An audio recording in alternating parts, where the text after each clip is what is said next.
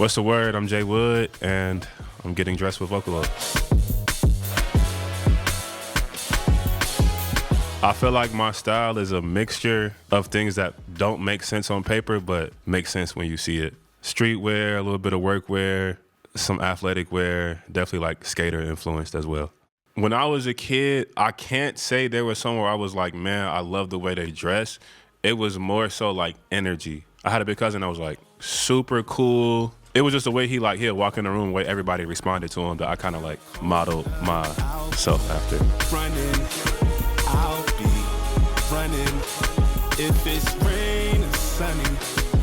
I think high school, I started wearing a lot of jerseys. I would thrift and like find a bunch of like soccer jerseys because they just kind of looked a little better than t-shirts, you know? And that's when I first was just like, oh, like I have like a style. Like, people knew me for like a jersey or a button up, you know? I was good for finding like a old like dad button up. And in high school, I also started like buying a bunch of patches, ironing them onto hats and hoodies, and I would just customize and stuff, you know, like just trying to be different, stand out a little bit. I feel like growing up in Chicago, we're really big on shoes, and specifically Jordans, like Mikes. Even the fact that we called them Mikes. I was traveling and realizing it was certain things that influenced my interest that I didn't know was influencing it, like Jordans, Nikes, big t-shirts, like just oversized clothes. All of my cousins was wearing like super large t-shirts, going to like the juke jam, stuff like that. So I naturally kind of took a liking to that. Running from the ghost of my old ways.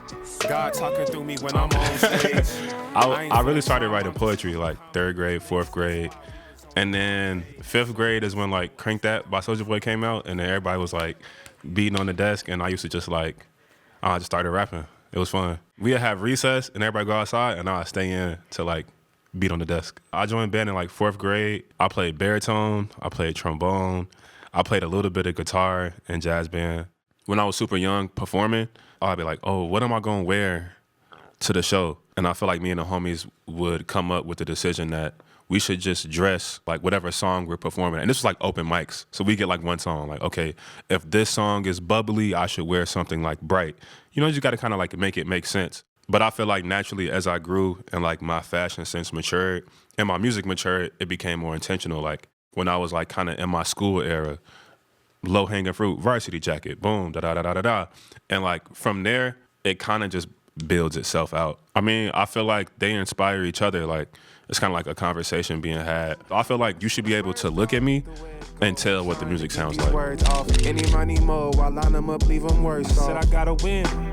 If it's about $1, baby, lock me in. The name of my upcoming project is Paradise Don't Last Forever. I think that we're gonna see like a more matured version of myself. If Nowhere Fast was like a coming to age story, this is kind of like the next chapter. I have like this thing people call like synesthesia, where like I heavily relate music to like colors. If Nowhere Fast was green and Summer School was kind of like greenish, leaning more towards red, this is like definitely like red. I don't know if that makes sense, but it makes sense to me. I have a movie list of films that kind of inspired the project. Heat, American Gangster, Get Rich or Die Trying, Belly, and then not a movie, but The Sopranos. I always approach my projects kind of like movies. My new single, Hands Up, is the robbery portion of the movie. I don't know what else to say. That's like, yeah, it's high energy. There's a lot of bass, a lot of 808s. I'm really excited about this one. Took a leap of faith, it's looking like I planned it though. Type of L's I took, you would never know.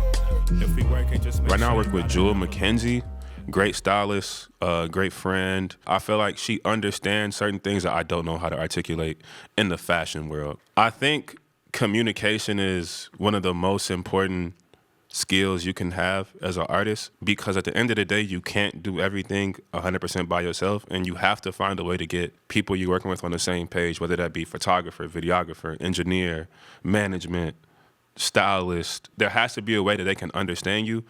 And I feel like I've seen so many times artists like kind of just like get so frustrated because they're like, I want it to look like this, but they can't really speak the language of the other person. It's in my blood, in my cold. When I'm out, it gets cold. Mama, I'm coming home, coming round the corner. I'll be running.